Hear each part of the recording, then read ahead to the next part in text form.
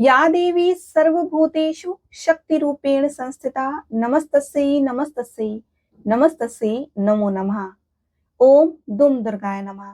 जय माता रानी। माँ भगवती दुर्गा की कृपा आप और आपके परिवार पर सदैव बनी रहे, इसी कामना के साथ आप सभी भक्तों को नवरात्रि की 7वें दिन की हार्दिक शुभकामनाएं। नवरात्रि के 7वें दिन श्री दुर्गा सप्तशती के 12वें और 13वें अध्याय का पाठ करना चाहिए। पाठ करने से पहले दुर्गा कवच, अर्गला स्तोत्र और कीलक का पाठ करना अनिवार्य। देवी कवच को दुर्गा सप्तशती का बीज माना जाता है। सभी मंत्रों से पहले बीज मंत्र का पाठ किया जाता है, इसलिए देवी कवच का पाठ अर्गला स्तोत्र और कीलक से पहले किया जाता है। अथ देवी कवच। ओम। इस श्री चंडिका कवच के ब्रह्मा ऋषि अनुष्टुप छंद चामुंडा देवता अगन्यास में कही गई माताएं बीज दिग्बंध देवता तत्व है। श्री जगदम्बा की प्रीति के लिए सप्तशती के पाठांगभूत जप में इसका विनियोग किया जाता है।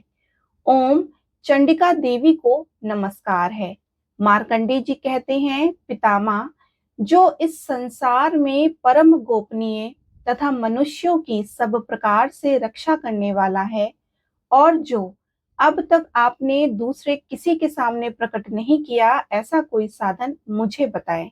श्री ब्रह्मा जी बोले, ब्राह्मण, ऐसा साधन तो एक ही है, देवी कवच, जो गोपनीय से भी परम गोपनीय, पवित्र तथा संपूर्ण प्राणियों का उपकार करने वाला है। महामुने, उसे श्रवण करो। देवी के 9 मूर्तियां हैं जिन्हें नव दुर्गा कहते हैं। उनकी पृथक पृथक नाम बतलाए जाते हैं।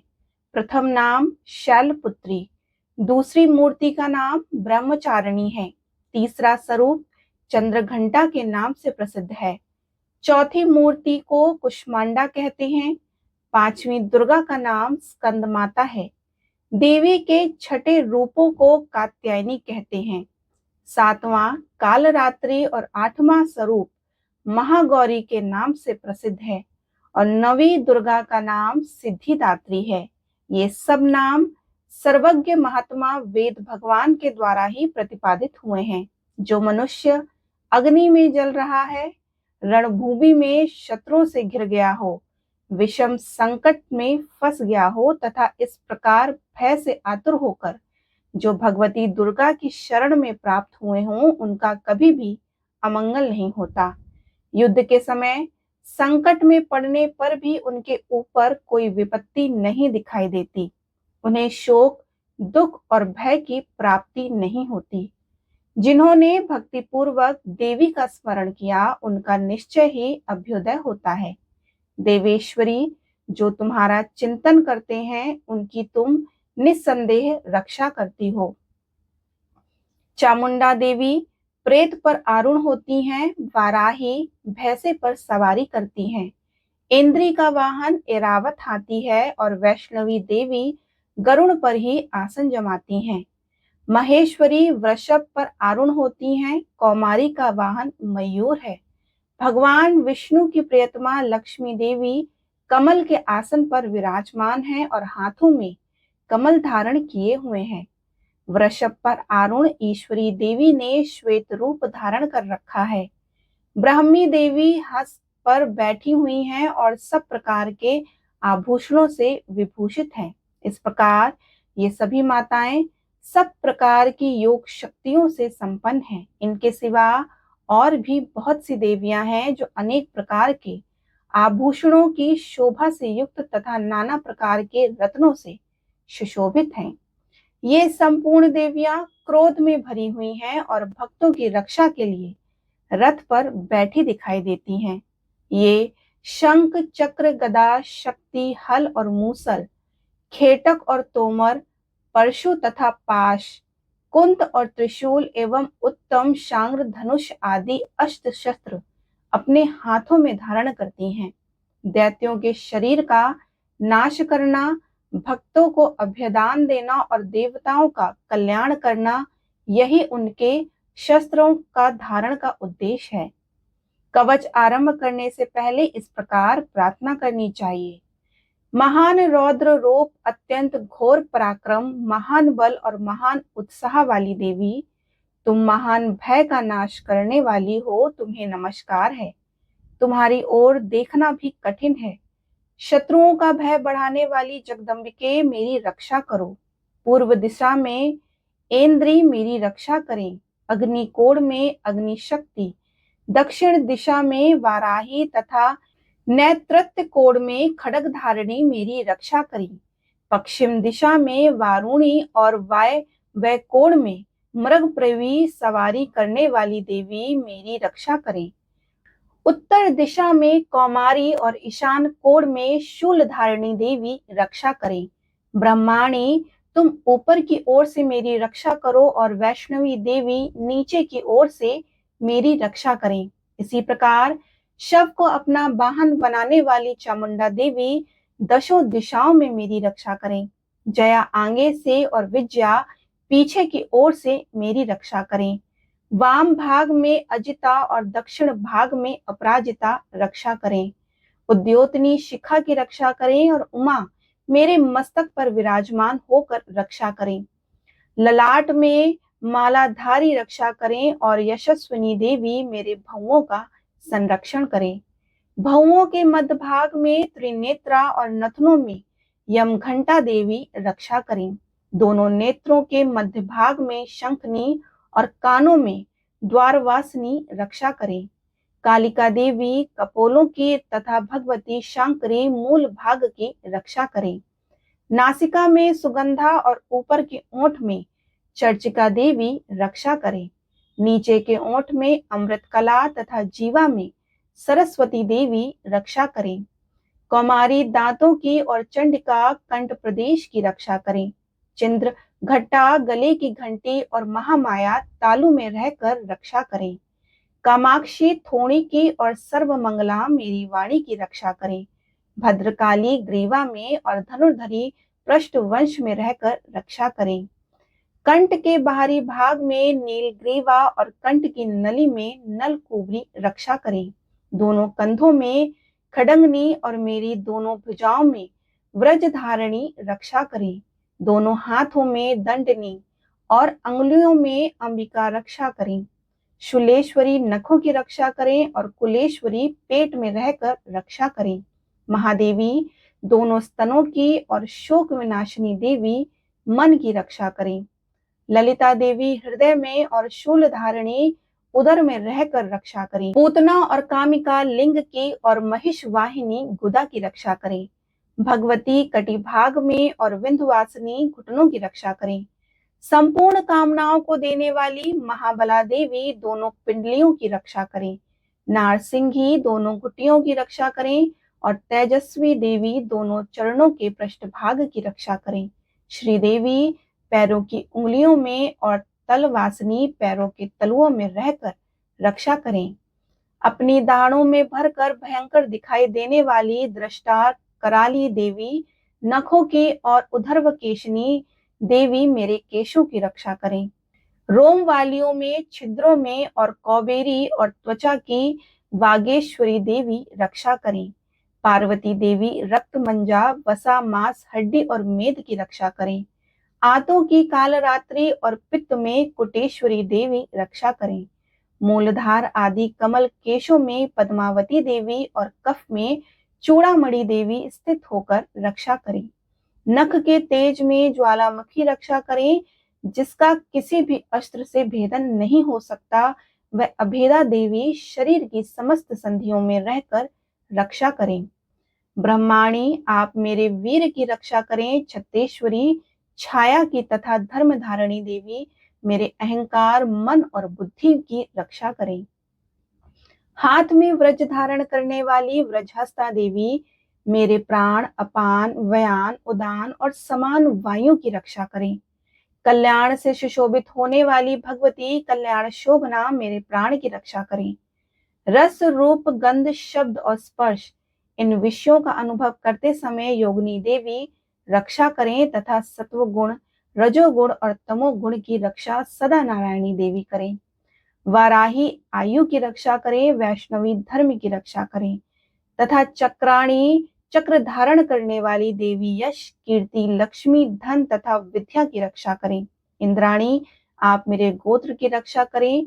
चंडिके तुम मेरे पशुओं की रक्षा करो। महालक्ष्मी पुत्रों की रक्षा करें और भैरवी पत्नी की रक्षा करें। मेरे पथ की सुपदा तथा मार्ग की क्षेम करी रक्षा करें। राजा के दरबार में महालक्ष्मी रक्षा करें तथा सब ओर व्याप्त रहने वाली विद्या देवी संपूर्ण भयों से मेरी रक्षा करें। देवी जो स्थान कवच में नहीं कहा गया अतएव रक्षा से रहित है, वह सब तुम्हारे द्वारा सुरक्षित हो, क्योंकि तुम विजयशालिनी पापनाशिनी हो। यदि अपने शरीर का भला चाहे तो मनुष्य बिना कवच के कहीं भी एक पग भी ना जाए।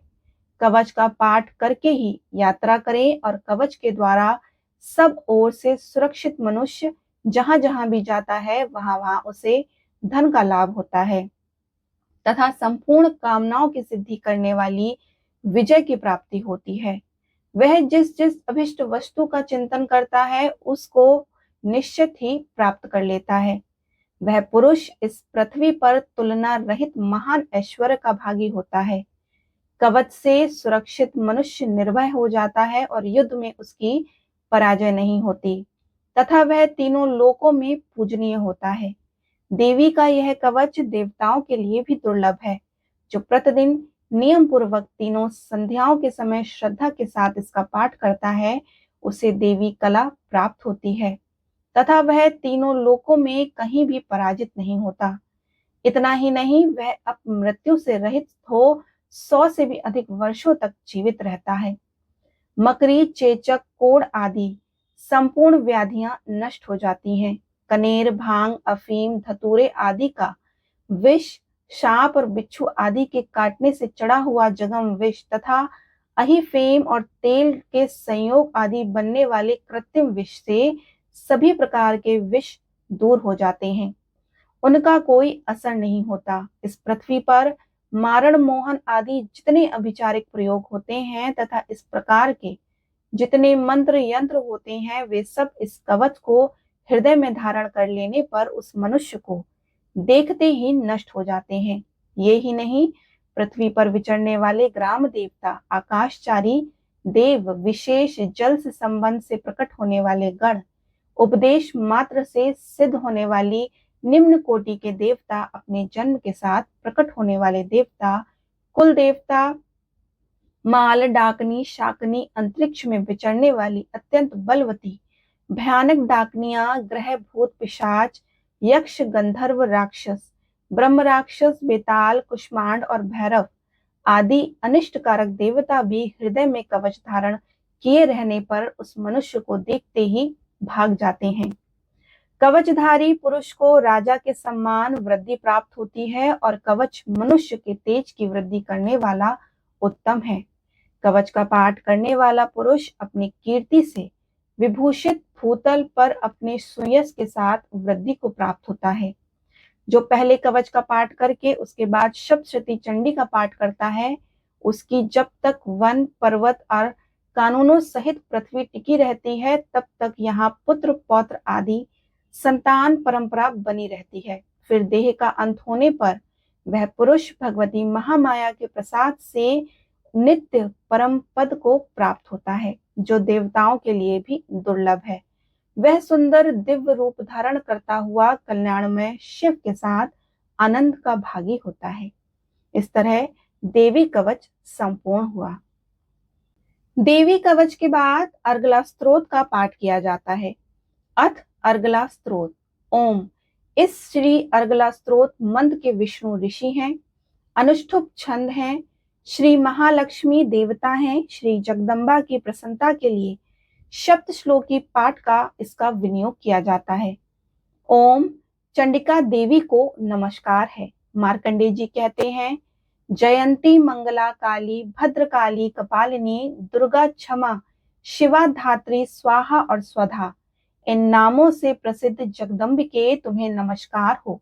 देवी चामुंडे तुम्हारी जय हो। संपूर्ण प्राणियों को पीड़ा हरने वाली देवी तुम्हारी जय हो। सब में व्याप्त रहने वाली देवी तुम्हारी जय हो। काल रात्रि तुम्हें नमस्कार हो। मधु और कैटप को मारने वाली तथा ब्रह्मा जी को वरदान देने वाली देवी तुम्हें नमस्कार है। तुम मुझे रूप दो, जय दो, यश दो और काम क्रोध आदि शत्रुओं का नाश करो। महिषासुर का नाश करने वाली तथा भक्तों को सुख देने वाली देवी तुम्हें नमस्कार है। तुम रूप दो, जय दो, यश दो और काम क्रोध आदि शत्रुओं का नाश करो। रक्त बीज का वध और चंडमुंड का विनाश करने वाली देवी तुम रूप दो, जय दो, यश दो और काम क्रोध आदि शत्रुओं का नाश करो। शुंभ और निशुंभ तथा धूम्र लोचन का मर्दन करने वाली देवी तुम रूप दो, जय दो, यश दो और काम क्रोध आदि शत्रुओं का नाश करो।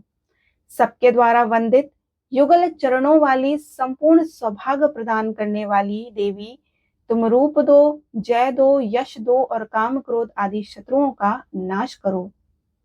देवी तुम्हारे रूप और चरित्र अचिंत्य है। तुम समस्त शत्रुओं का नाश करने वाली हो। रूप दो, जय दो, यश दो और काम क्रोध आदि शत्रुओं का नाश करो।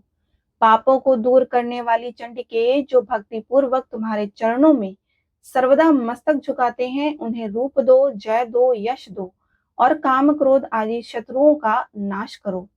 रोगों का नाश करने वाली चंडिके, जो भक्ति पूर्वक तुम्हारी स्तुति करते हैं, उन्हें रूप दो, जय दो, यश दो और काम क्रोध आदि शत्रुओं का नाश करो। चंडिके, इस संसार में जो भक्ति पूर्वक तुम्हारी पूजा करते हैं, उन्हें रूप दो, जय दो, यश दो और काम क्रोध आदि शत्रुओं का नाश करो। मुझे सौभाग्य और आरोग्य दो, परम सुख दो। रूप दो, जय दो, यश दो और काम क्रोध आदि शत्रुओं का नाश करो। जो मुझसे द्वेष रखते हो उनका नाश करो और मेरे बल की वृद्धि करो। रूप दो, जय दो, यश दो और काम क्रोध आदि शत्रुओं का नाश करो। देवी मेरा कल्याण करो, मुझे उत्तम संपत्ति प्रदान करो। रूप दो, जय दो, यश दो और काम क्रोध आदि शत्रुओं का नाश करो। अंबिके, देवता और असुर दोनों ही अपने माथे के मुकुट की मणियों को तुम्हारे चरणों पर घिसते हैं। तुम रूप दो, जय दो, यश दो और काम क्रोध आदि शत्रुओं का नाश करो। तुम अपने भक्त जन को विद्वान, यशस्वी और लक्ष्मीवान बनाओ तथा रूप दो, जय दो, यश दो और काम क्रोध आदि शत्रुओं का नाश करो। प्रचंड दैत्यों के दर्प का दलन करने वाली चंडिके, मुझे शरणागत को रूप दो, जय दो, यश दो और काम क्रोध आदि शत्रुओं का नाश करो। चतुर्मुख ब्रह्मा जी के द्वारा प्रशंसित चार भुजा धारणी परमेश्वरी, तुम रूप दो, जय दो, यश दो और काम क्रोध आदि शत्रुओं का नाश करो। देवी अंबिके, भगवान विष्णु नित्य निरंतर भक्ति पूर्वक तुम्हारी स्तुति करते रहते हैं। तुम रूप दो, जय दो, यश दो और काम क्रोध आदि शत्रुओं का नाश करो। हिमालय कन्या पार्वती के पति महादेव जी के द्वारा प्रशंसित होने वाली परमेश्वरी, तुम रूप दो, जय दो, यश दो और काम क्रोध आदि शत्रुओं का नाश करो। सचिपति इंद्र के द्वारा सद्भाव से पूजित होने वाली परमेश्वरी, तुम रूप दो, जय दो, यश दो और काम क्रोध आदि शत्रुओं का नाश करो। प्रचंड भुज दंडों वाले दैत्यों का घमंड चूर करने वाली देवी, तुम रूप दो, जय दो, यश दो और काम क्रोध आदि शत्रुओं का नाश करो। देवी अंबिके, तुम अपने भक्त जनों को सदा असीम आनंद प्रदान करती रहती हो। मुझको रूप दो, जय दो, यश दो और काम क्रोध आदि शत्रुओं का नाश करो। मन की इच्छा के अनुसार चलने वाली मनोहर पत्नी प्रदान करो, जो दुर्गम संसार सागर से तारने वाली तथा उत्तम कुल में उत्पन्न हुई हो। जो मनुष्य स्त्रोत का पाठ करके सप्तशती रूपी महास्त्रोत का पाठ करता है, वह सप्तशती की जप संख्या से मिलने वाले श्रेष्ठ फल को प्राप्त होता है। साथ ही वह प्रचुर संपत्ति भी प्राप्त कर लेता है। अर्गला स्त्रोत संपूर्ण हुआ। देवी कवच और अर्गला स्त्रोत के बाद कीलक का पाठ किया जाता है।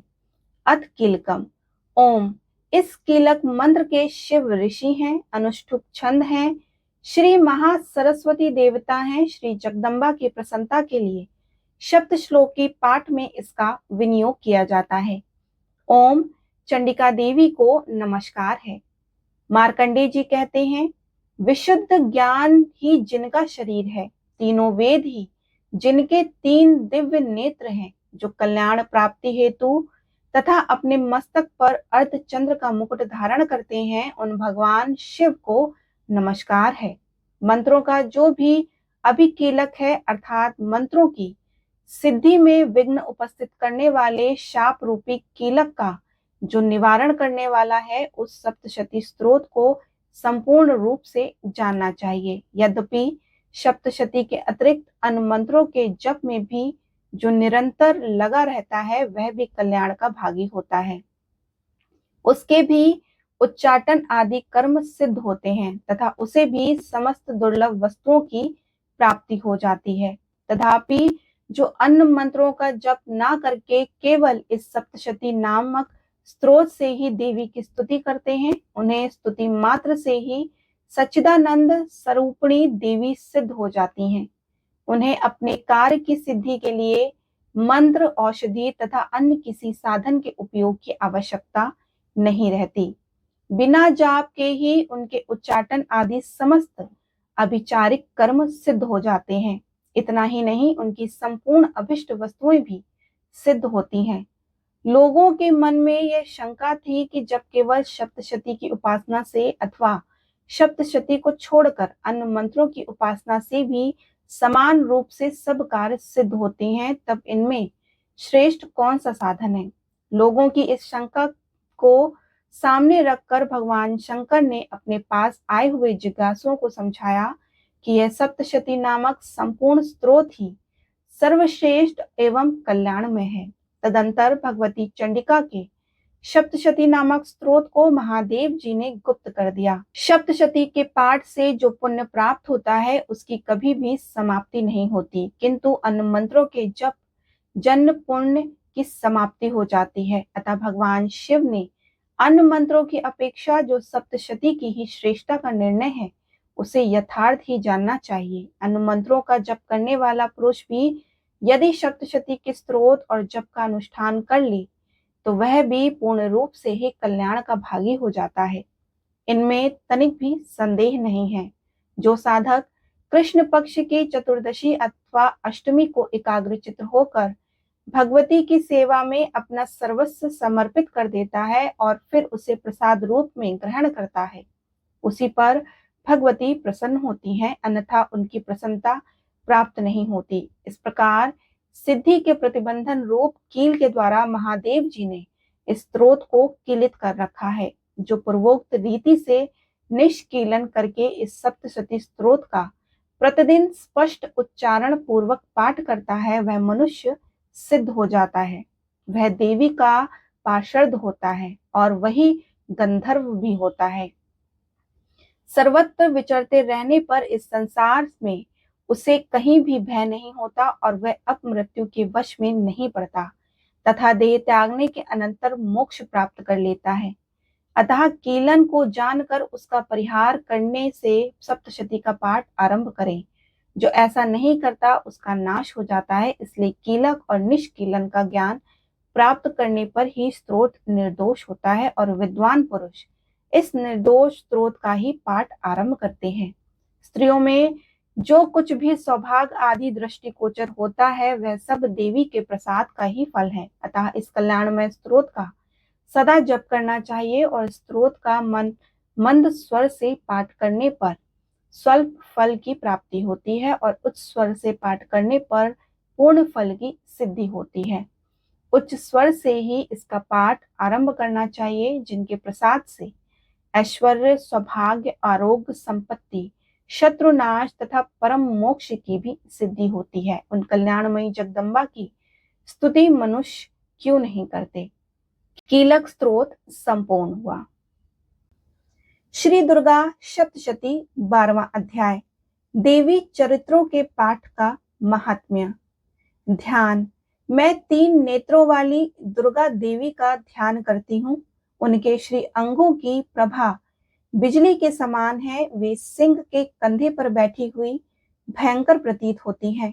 हाथों में तलवार और ढाल लिए अनेक कन्याएं उनकी सेवा में खड़ी हैं। वे अपने हाथों में चक्र, गदा, तलवार, ढाल, बाण, धनुष, पाश और तर्जनी मुद्रा धारण किए हुए हैं। उनका स्वरूप अग्निमय है तथा वे माथे पर चंद्र का मुकुट धारण करती हैं। देवी बोली कि देवताओं, जो एकाग्र चित्त होकर प्रतिदिन इन स्तुतियों का मेरा सत्वन करेगा, उसकी सारी बाधा मैं निश्चय ही दूर कर दूंगी। जो मधुकैटभ का नाश, महिषासुर का वध तथा शुंभ निशुंभ के संहार के महाप्रसंग का पाठ करेंगे तथा अष्टमी, चतुर्दशी और नवमी को भी जो एकाग्रचित होकर भक्ति पूर्वक मेरे उत्तम महात्म का श्रवण करेंगे, उन्हें कोई पाप नहीं छू सकेगा। उन पर पाप जनित आपत्तियां भी नहीं आएंगी। उनके घर में कभी दरिद्रता नहीं होगी तथा उनको कभी प्रेमी जनों के विरह का कष्ट कभी नहीं भोगना पड़ेगा। इतना ही नहीं, उन्हें शत्रु से, लुटेरों से, राजा से, शस्त्र से, अग्नि से तथा जल की राशि से भी कभी भय नहीं होगा। इसलिए सबको एकाग्रचित होकर भक्ति पूर्वक मेरे इस महात्म को सदा पढ़ना और सुनना चाहिए। यह परम कल्याणकारक है। मेरा महात्म महामारी जनित समस्त उपद्रवों तथा आध्यात्मिक आदि तीनों प्रकार के उत्पातों को शांत करने वाला है। मेरे जिस मंदिर में प्रतिदिन विधि पूर्वक मेरे इस महात्म्य का पाठ किया जाता है, उस स्थान को मैं कभी नहीं छोड़ती। वहां सदा ही मेरा सन्निधान बना रहता है। बलिदान, पूजा, होम तथा महोत्सव के अवसरों पर मेरे इस चरित्र का पूरा पाठ और श्रवण करना चाहिए। ऐसा करने पर मनुष्य विधि को जानकर या बिना जाने भी मेरे लिए जो बलि पूजा या होम आदि करेंगे, उसे मैं बड़ी प्रसन्नता के साथ ग्रहण करूंगी। शरत काल में जो वार्षिक महापूजा हो की जाती है, उस अवसर पर जो मेरे इस महात्म्य को भक्ति पूर्वक सुनेगा, वह मनुष्य मेरे प्रसाद से सब बाधाओं से मुक्त तथा धन, धान एवं पुत्र से संपन्न होगा। इसमें तनिक भी संदेह नहीं है। मेरे इस महात्म्य, मेरे प्रादुर्भाव की सुंदर कथाएं तथा युद्ध में किए हुए मेरे पराक्रम सुनने से मनुष्य निर्भय हो जाता है। मेरे महात्म्य का श्रवण करने वाले पुरुष को शत्रु नष्ट हो जाते हैं, उन्हें कल्याण की प्राप्ति होती है तथा उनका कुल आनंदित रहता है। सर्वत्र शांति, कर्म से बुरे स्वप्न दिखाई देने पर तथा ग्रह जनित भयंकर पीड़ा उपस्थित होने पर मेरा महात्म्य श्रवण करना चाहिए। इससे सब विघ्न तथा भयंकर ग्रह पीड़ाएं शांत हो जाती हैं और मनुष्यों द्वारा देखा हुआ दुस्वप्न शुभ स्वप्न में परिवर्तित हो जाता है।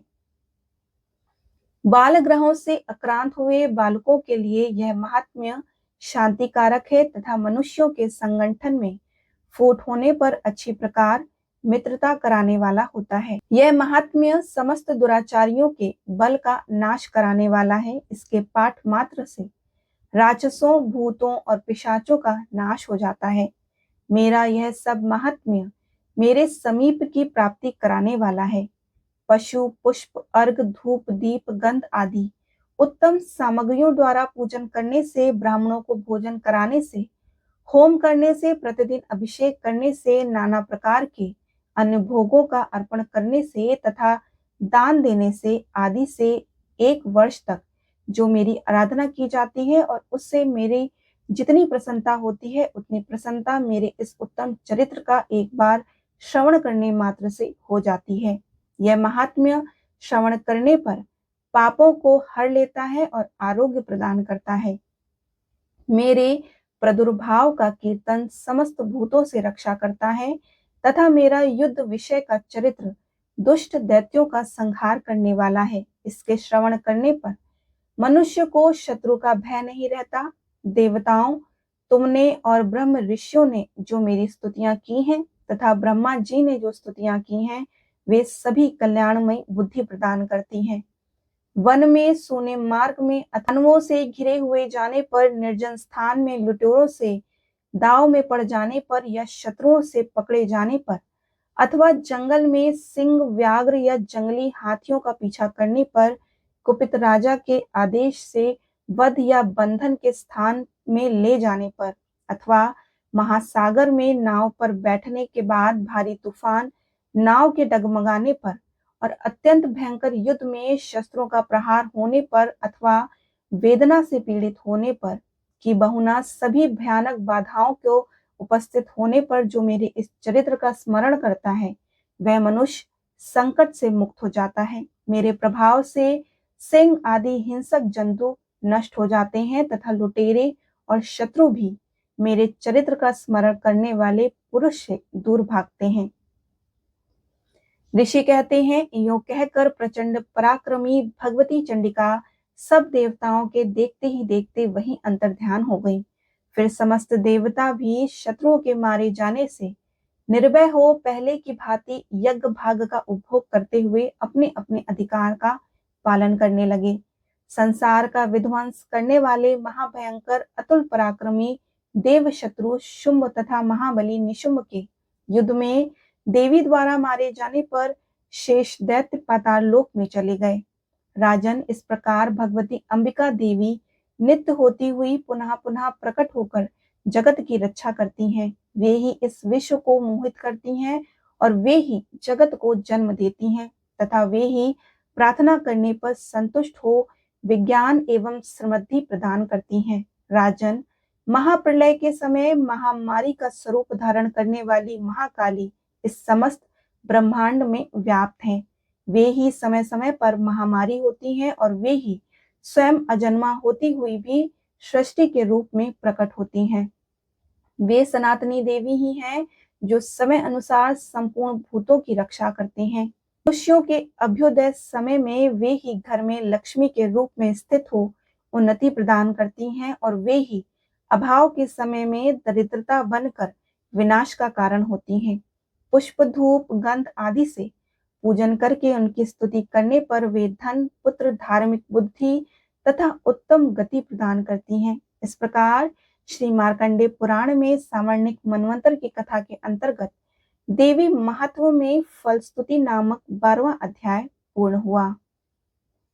श्री दुर्गा सप्तशती 13वां अध्याय। सुरत और वैश्य को देवी का वरदान। ध्यान। जो उदय काल के सूर्यमंडल की सी कांति धारण करने वाली हैं, जिनकी 4 भुजाएं हैं और 3 नेत्र हैं तथा जो अपने हाथों में पाश, अंकुश, वर एवं अभय की मुद्रा धारण किए रहती हैं, उन शिवा देवी को मैं ध्यान करती हूँ। ऋषि कहते हैं कि राजन, इस प्रकार मैंने तुमसे देवी के उत्तम महात्म्य का वर्णन किया जो इस जगत को धारण करती हैं। उन देवी का ऐसा ही प्रभाव है। वे ही विद्या उत्पन्न करती हैं। भगवान विष्णु की माया स्वरूपा उन भगवती के द्वारा ही तुम और ये वैश्य तथा विवेकी जन मोहित होते हैं, मोहित हुए हैं तथा आगे भी मोहित होंगे। महाराज, तुम उन्हीं परमेश्वरी के शरण में जाओ और आराधना करने पर वे ही मनुष्यों को भोग, स्वर्ग तथा मोक्ष प्रदान करती हैं। मार्कंडेय जी कहते हैं कि क्रौष्टुक जी मेधा मुनि के ये वचन सुनकर राजा सुरत ने उत्तम व्रत का पालन करने वाले उन महाभाग महर्षि को प्रणाम किया। वे अत्यंत ममता और राज अपहरण से बहुत खिन्न हो चुके थे। महामुनि इसलिए विरक्त होकर वे राजा तथा वैश्य तत्काल तपस्या को चले गए और वे जगदम्बा के दर्शन के लिए नदी के तट पर रहकर तपस्या करने लगे। वे वैश्य उत्तम देवी सूक्त का जप करते हुए तपस्या में प्रवृत्त हुए। वे दोनों नदी के तट पर देवी की मिट्टी की मूर्ति बनाकर पुष्प, धूप और हवन आदि के द्वारा उनकी आराधना करने लगे। उन्होंने पहले तो आहार को धीरे धीरे कम कर दिया और फिर बिल्कुल निराहार रहकर देवी में ही मन लगाए एकाग्रता पूर्वक उनका चिंतन आरंभ किया। वे दोनों अपने शरीर के रक्त से प्रोचित बलि देते हुए लगातार 3 वर्ष तक संयम पूर्वक आराधना करते रहे। प्रसन्न होकर जगत को धारण करने वाली चंडिका देवी ने प्रत्यक्ष दर्शन देकर कहा। देवी बोली, हे राजन तथा अपने कुल को आनंदित करने वाले वैश्य, तुम लोग जिस वस्तु की अभिलाषा रखते हो वह मुझसे मांगो, मैं संतुष्ट हूँ, अतः तुम्हें वह सब कुछ दूंगी। मार्कंडेय जी कहते हैं, तब राजा ने दूसरे जन्म में नष्ट न होने वाला राज मांगा तथा इस जन्म में भी शत्रुओं की सेना को बलपूर्वक नष्ट करके पुनः अपना राज्य प्राप्त कर लेने का वरदान मांगा।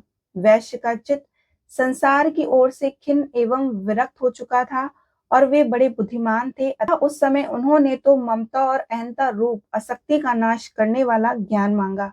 देवी बोली कि राजन, तुम थोड़े ही दिनों में शत्रुओं को मारकर अपना राज्य प्राप्त कर लोगे। अब वहां तुम्हारा राज्य स्थिर होगा। फिर मृत्यु के पश्चात तुम भगवान विवस्वान यानी कि सूर्य के अंश से जन्म लेकर इस पृथ्वी पर सावर्णिक मनु के नाम से विख्यात होगे। और वैश्य, तुमने भी जिस वर को मुझसे प्राप्त करने की इच्छा की है उसे देती हूँ। तुम्हें मोक्ष के लिए ज्ञान प्राप्त हो। मार्कंडेय जी कहते हैं कि इस प्रकार उन दोनों को मनोवांछित वरदान देकर तथा उनके द्वारा भक्ति पूर्वक अपनी स्तुति सुनकर देवी अंबिका तत्काल अंतर्ध्यान हो गई। इस तरह देवी से वरदान पाकर क्षत्रियों में श्रेष्ठ सुरत सूर्य से जन्म ले सावर्णिक नामक मनु होंगे। इस प्रकार श्री मार्कंडेय पुराण में सावर्णिक मनवंतर की कथा के अंतर्गत देवी महत्व में सुरत और वैश्य को वरदान नामक 13वां अध्याय पूर्ण हुआ। बोलो अम्बे मैया की जय।